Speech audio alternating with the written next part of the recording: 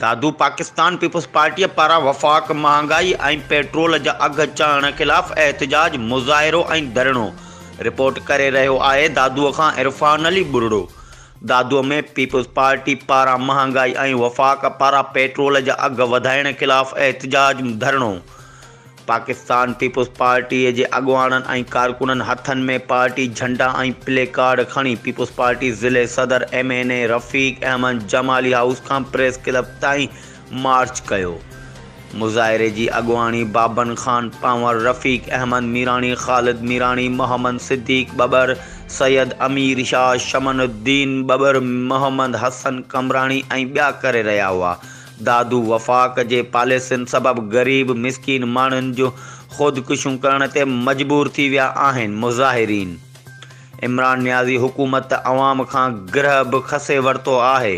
मुज़ाहिरीन Pakistan peoples party अवाम सां गॾु आहे।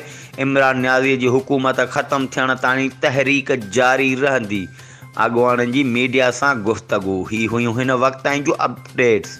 वधीक ख़बरुनि ऐं अपडेट्स जे लाइ ॾिसंदा रहो सिंध इशूज़ न्यूज़ TV।